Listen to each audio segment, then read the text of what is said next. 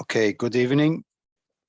It's a bit of a different kind of a share tonight. A bit less prepared as normal, but I will go ahead. There are a few subjects I would like to discuss. The first subject is the kvoid that the Rebbeinu Shalom made, the chizuk the Rebbeinu Shalom had to make on the heart of Paroy from different perspectives, and then we will also review a little bit his behavior, especially the beginning of the behavior of Paroy and a bit the understanding around that. I'd like to thank Omer as well again for his contribution last night. We had a very interesting discussion about this, and I've used a lot of his input as well, but I'll make it a little bit with my own source. The main question that everybody asking is, how is it fair that Hashem was mechazik the lev Paroy and then punishing him? It's not fair. It takes away the bechira of Paroy to do whatever he wanted to do. So you have different opinions about that. The most famous opinion is the Rambam. The Rambam in Hilchos Tshuva and also in the Shmoyne Prokim, he actually discusses that subject, and he says that everybody has bechira, but sometimes the Rebbeinu Shalom at some point takes away the bechira as a punishment.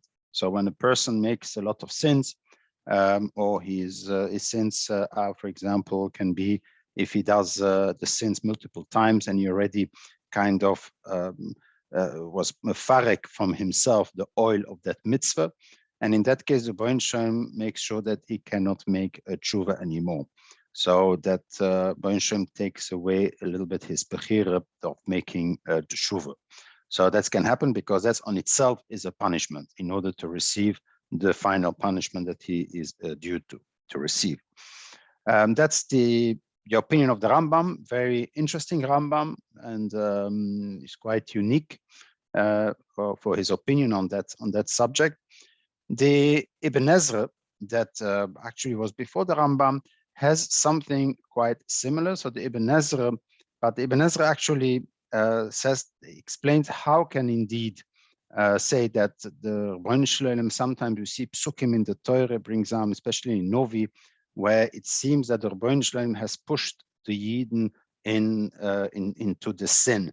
So it seems like it is as if the Novi says that the Rebbeinu Shalom has been pushing them into making a sin. How can we say that, Chas v'sholom, that this would be the case? How can the Rebbeinu Shalom push us? So he explains that there is kind of a balancing in human nature. There is a balancing. This can be also very interesting to compare it with the modern psychology. But he says that there is the three elements of the human nature, which is the moyach. This is where the neshama is. Then you have the lev, the heart, where the ruach of a person is, and then you have the koved, is the liver, where actually the bodily desires are, which is for hunger, for procreation, for survival, etc. So these are they want only the nefesh wants only to do actually what the body needs to do, and the neshama, the moyach, only wants to do what is good for the neshama, for the ruchnis of the person. And then there's always a fight between those two. And how he explains it is that the lev is in between. The lev is the heart is emotions, and so that is the emotions at the end that are balancing out whether a person will do something good or he will do something bad, depending on the emotions. And the challenge in a human being is to continuously working on himself to reduce the bodily desires by training, by not letting himself go when he has to go, even when he's allowed to go, but to refrain ourselves from bodily desires, bodily pleasures, so that when sometimes the Rebbeinu Shalom can influence, has the right to influence actually the ruach. So the only part which the Rebbeinu Shalom will influence, can sometimes put in us certain kind of emotions, is indeed in the ruach, in the lev. That's why we daven to the Rebbeinu Shalom that we should put in us the ruach, that there should be the lev in the ruach. The Rebbeinu Shalom should, how does it say again in the posuk? I can't come now with the posuk, but ruach chadosh, how does it go again? But anyway, so we can delve into the Voero to put in us a proper lev, and the Voero can influence that. He cannot influence the neshama, and also not so much the bodily desires. This is something similar to what we say that Karim Upachos is love b'dei Shemaim. It's like Yiras Shemaim as well. So these are the multiple things that the Voero is not influencing. And so therefore we see here the element which can be influenced by the Voero is the ruach. So sometimes the ruach can make us, the emotions can make it harder for us. And therefore once the emotions are harder and the neshama is not strong enough, but the neshama goes to get, but the ruach, the lev goes together with the koved, with the bodily desires, they are stronger two against one, and the person will sin. But so based on the Ibn Ezra says that there is a possibility, not necessarily as a punishment, but maybe as a nisoyan. So if a person is well prepared in advance, that he works on his bodily desires, on his koved, on his nefesh, and then the moment the Voero puts in him a bit of a depression, a bit of a sadness, whatever it is that pushes the person to grab for this chocolate when he is in a diet, and he can a bit of a depressed thoughts and a bit of a bad day, and then he cannot control himself. So it's important that we try to work on our bodily desires so that we can resist the temptations when the ruach is not good. And the ruach is something which is controlled by Hashem. And so this is the opinion of the Ibn Ezra, to explain that sometimes indeed the Voero brings indeed down our parsha, which says clearly the Voero is mechazik the lev of certain people. He influences, he interferes in our life, but it's up to us to prepare ourselves and to make sure that our neshama, our ruchnius is strong enough, and that our bodily control, that we have a strong bodily control, so that those two together can still fight the ruach.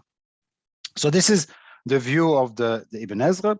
The other views of some other Rishonim are indeed saying the opposite, that the Voero, by being mechazik the lev Paroy, they actually, what they did is they gave him more bechira. Now, to be understanding that is that when you see these nisim, happening, this is how I was always explained, when you see these nisim happening, you are actually confronted to a situation where you cannot not respond to those nisim. Okay, it's not like something which is a maybe. No, you see it in front of you. You see the Voero showing you the nisim. So basically, you are already removed from your bechira. Anybody that Hashem would speak to him right now would not dare to not do what Hashem asked him to do, because that's already a ness on itself that he hears Hashem speaking to him. So basically, the Paroy lost the bechira, and therefore he regained the bechira back by the Voero being mechazik his lev. So he had to be mechazik his lev so that he can come back to that level of original bechira that he was before Hashem showed him the nisim. So this is the three opinions. So it's quite extreme views. On one hand, it is part of a punishment. On the other hand, it is something which happens regularly, not just as a punishment, as the Ibn Ezra says. The punishment is the Rambam. The Ibn Ezra says it's something that happens maybe each day by everybody a little bit. And then you have the other view, which is the contrary. The Chazik Leparo was to give him the possibility to make a decision. The other view, the fourth view, which I a little bit discussed yesterday with Omer, but then I'm now a little bit going a step further, is that what we can say eventually is that Paroy was not a very good leader. He was seems that inherited the kingdom probably from a father or whatever it was, maybe a brother or an uncle. I have no idea. Nobody knows exactly, but he doesn't seem to be a very good leader. And the moment that something goes wrong, like the Makkahs, he loses it and he says, oh, okay, you go out. And then afterwards, like, you know, he's losing it very quickly. A good leader has a good view, can see the future, understands the need of his people, makes decision, does not change the decision because there is a little problem that happens and there's a little Makkah that changes and things like that. So basically there is kind of a leadership that is required from Paroy, and it may mean that continuously Paroy lost it, as he was the moment the first Makkah came, he already went to his mother crying, "Mommy, mommy, please help me." So basically, he lost his kingdom, and he kind of threw away his fact that he was a king, and he became himself. I don't know what his private name was, but he became Pushat himself, and therefore continuously the Bansham had to bring him back and to be a king, because at the end of the day, we have to negotiate with a king. We needed the king to be there in order to negotiate, to make sure that we go out with a Chush Godol, with the Yad HaChazukah. So we need to have that. We cannot have suddenly a king that suddenly becomes a little baby that cries for everything and cannot take the pressure. So the Rebbeinu Shalom had to give him, encourage him, and give him strength to be able to withstand that element.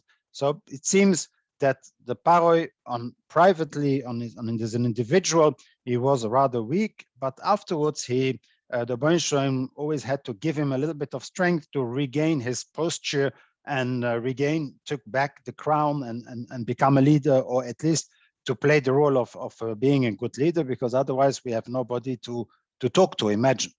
And of course, Moshe Rabbeinu, he learned in the base Paroy, he learned how to become a leader. That's why he had to go to the base Paroy, where he learned probably the people around him that managed to learn him. And that's why a lot of the Erev Rav followed Moshe Rabbeinu, followed Klal Yisrael, because of Moshe Rabbeinu as being a good leader, and they were missing this leadership. There is a high possibility that in Egypt at the time, people were like looking at their leaders being a bit of a, not a very charismatic and very highly skilled and talented leader. And so they followed more Moshe Rabbeinu, who seems to have much more leadership capabilities, and therefore the whole Erev Rav also followed them. So this is a possibility to explain a little bit the psychology of what happened. Now, however, there is still something that I would like to bring up, is the first ness that Moshe Rabbeinu told them, and then straight away, what does Paroy do? Oh, we have to make them work harder. So he actually increases the labor from the Klal Yisrael, and that's of course is created a big problem. Now, the question that you can ask yourself is, why did Paroy increase? Why did he do? I mean, was he a sadist, a person that is does not understand what's going on, and is like I said, a sadist who wants to make the people suffer for nothing, or for actually having a little bit more profit of the work. Now, if we look back and we think about like what Manitou and Rav Cherki explained in the whole process of the Sefer Bereshis, as the Avrom being a strong typical Ivri in Hebrew, what we call, and that the Hebrews, they were actually thinkers, if you want. They were philosophers, Nevi'im, spiritual people. They were selling spiritism, if you want. They were actually always the people who are the wanderers. They did not bound to a land. They were not agriculture people. They were, in worst case scenario, they were roye tzoin, so they were more pasticher, as they say in Yiddish. They were the roye tzoin, not the people that were doing oivet esvadomo. And so they were more the people that had time to think, and they were more the thinkers. And the Rebbeinu Shalom said to Avram, your children, they will have to build a nation, and it's going to be a nation which has to be holy. So it's quite a complicated and a very, very tricky thing to build up, because you have to build up a nation, and you also have to build up a nation that is holy. And in a nation, what you need to have plumbers, you need to have people who are knowing how to be agricultural. They have to have doctors. You need, but also people who build roads, and you need all kind of people that you need that can build streets and houses, etc. And so that's not easy to go from the level of being an Ivri, which is a bit the dreamers of the humanity, and becoming builders and starting to to work with your hands and to create a whole nation that can build a nation. So that's not easy. And so the Rebbeinu Shalom said it's going to take 400 years, and they will have to suffer a little bit. And the suffering, the ino oisom, does not mean that they will suffer exaggerated pain. It's just mean the ino oisom, meaning that yes, it's when it's like a soldier. If you have to take a soldier, which is somebody's new and he's used to eat pizzas the whole day, and suddenly he has to become to the army. So the army also, they honor him as kind of an exercise. You have to run, you have to go up and under, and you have to do all kind of exercise in order to build yourself up.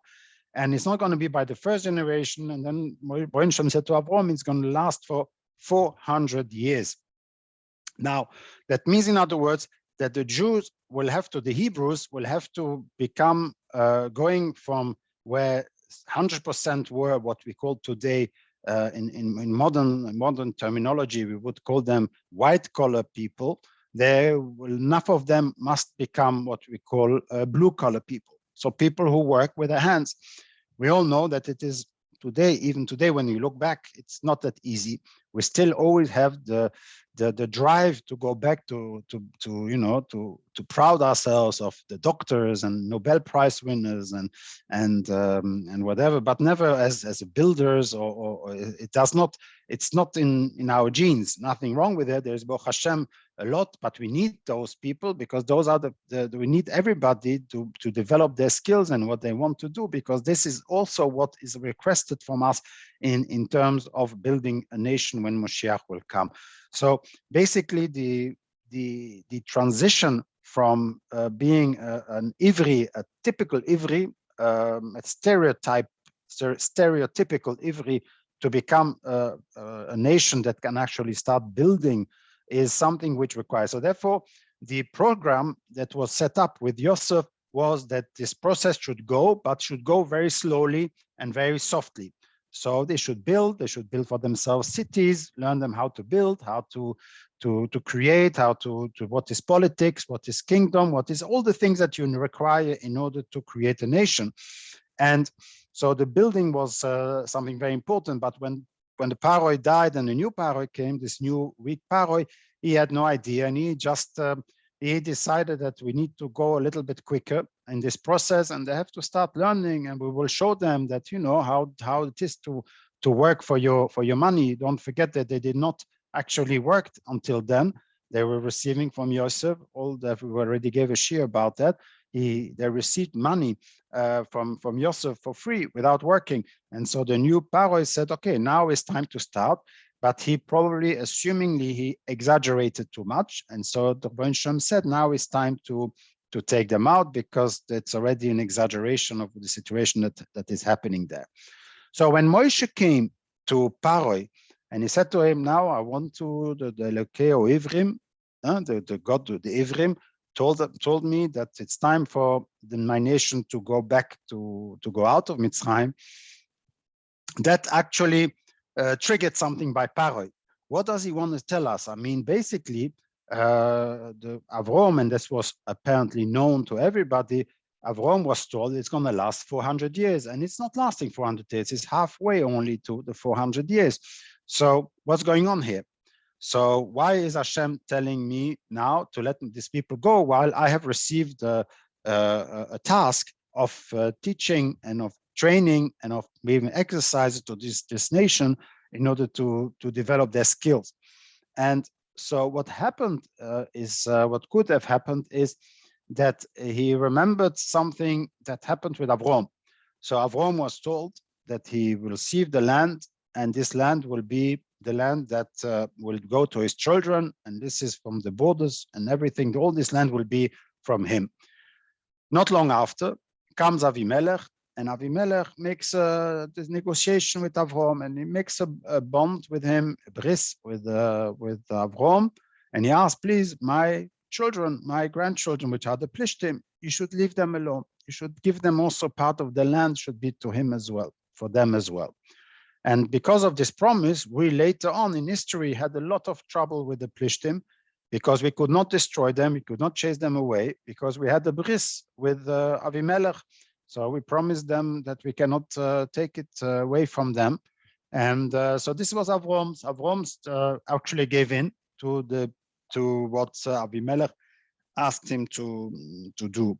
And the Rabbeinu Shloim had a bit of a taina. That's what Manitou and I think the others Meforshim explained also like that, had a taina on Avrom. Why do you give away a land that is not yours? I just told you this is going to be your land, and you straight away are giving it away. Anybody who asked, you give it away.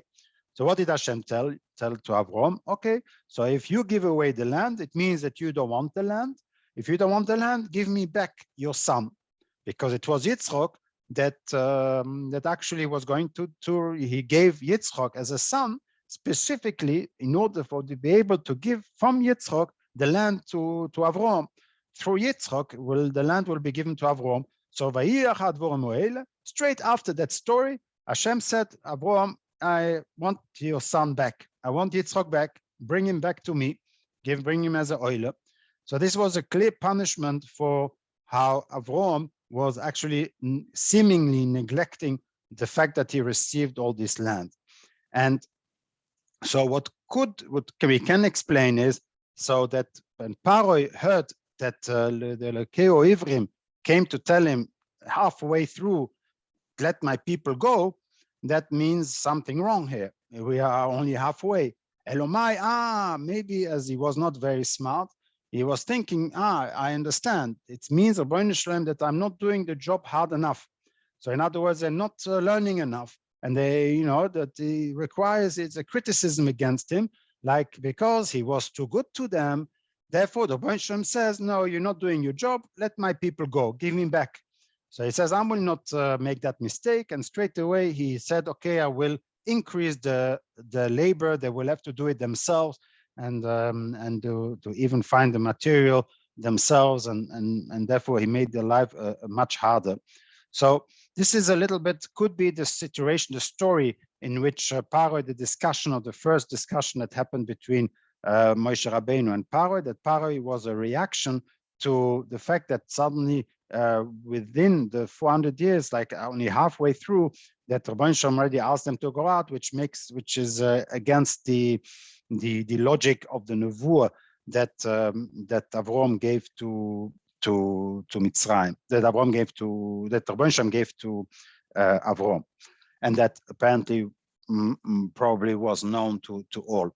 So this can explain this behavior of Paroy in why he reacted the way that he reacted, and why continuously Hashem at the end had to reinforce him, as we explained him, because he actually lost it. He was a weak personality, and he actually lost it, and he was already going to let everything go, but the Hashem had to put him back and give him strength again to be the real leader.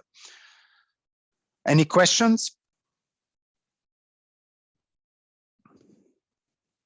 So I will just make a summary. So we said that the Chizuk Lev Paroy was because a few different opinions. The Rambam says it's as a punishment.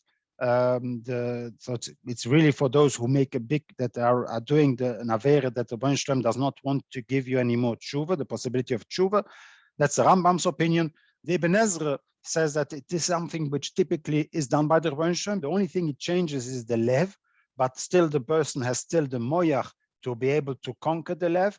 But the problem is that his guf has to be already trained in order to be able to withstand the drive of the lev, of the emotions, which is typically the tipping point in which a person makes a decision to go somewhere left or right, is depending a lot on the emotions, as anybody who studied marketing will know.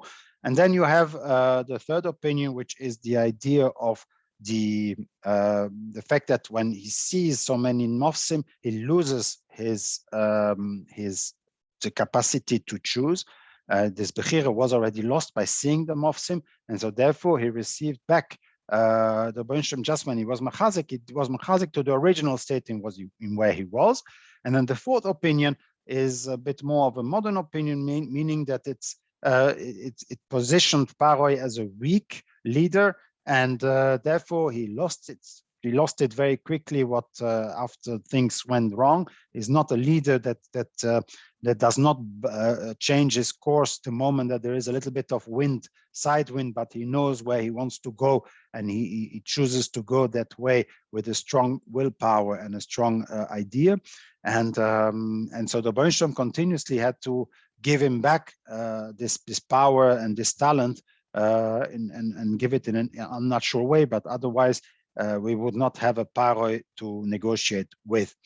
And then we explained the whole idea is that the first time when Moshe came to Paroy and said that you have to let him go, it is going against the nevuah of that Rebbeinu Shalom gave to Avram. And then the Paroy thought of the story, which happened that maybe the Rebbeinu Shalom is saying, you don't do your job good enough, because the idea is that those 400 years is a way of us going from white collar people to also have enough blue collar people, have a majority of blue collar people, and so that we have a normal pyramid that exists. And I think that originally in the state of Israel, this became a problem at some point where there were too many people who came up there, which were learned people, and there was not enough of people to do the labors that were required in order to build a normal country. So that is also the reason why it would have taken 400 years, because it would have these things that you should not push, you should not force it, you have to do it in a very slowly way. And and you see indeed that the first thing that they did when they came out of Mitzrayim is they built a Mishkan. This was very important. That it was a few months that the whole Klal Yisrael were busy building and sewing and cutting and raising. These are things which normally we as Jiden, we are not very strong at. And so therefore it was something that they took with, and straight away they were tested in their capacity of building as well. And so the Pitom and Ram says also the fact that at the end of this parsha, it says indeed that the Vapishta Vasoiro Nukoso Kiasoiro Oviva Pishto Givoil is a strange posuk. The posuk is telling us in the middle of nowhere about rules of agriculture, that the Soirim, they become ripe quicker than the Chitim. Why do we have to know that? I mean, what is the purpose of this posuk? But because again, the Jews, the Hebrews, they were not good in agriculture. They had no idea. And so they had to learn it in the hard way. They had to learn it through all kinds of different things that happened in Mitzrayim. And so this is a part of the things that they took with them, and actually which will explain why the Omer that we bring on Pesach will be from Soirim, and the Shtei Alechem will be from Chitim, because in agriculturally, the times is also different when they become ripe. More in Oviv is the Soirim, and later on in Sivan is more or less in Iyar Sivan is the Chitim, which is the Shtei Alechem. And so this is the main idea of why the Klal Yisrael went originally for 400 years, and Paroy he took advantage and he built those cities for himself, and not just as an exercise and helping these nations to build them themselves, and going from, as I said, the white collar to the blue collar. And the Erev Rav that actually went with, as Rashi explains also very nicely, the Erev Rav, indeed, there were Egyptians or all kinds of nations, kibbutz from all kinds of nations that were required, that wanted to build together with us this beautiful idea of creating a holy nation. That's on itself, following Moshe Rabbeinu as an unbelievable leader from his people. That was, of course, very attractive, and seeing everything that Hashem does with us is an extra bonus. So they actually followed, and they were needed originally in order to bring all the possibilities of know-how that is required to build a holy nation. So, any more points? I will stop recording.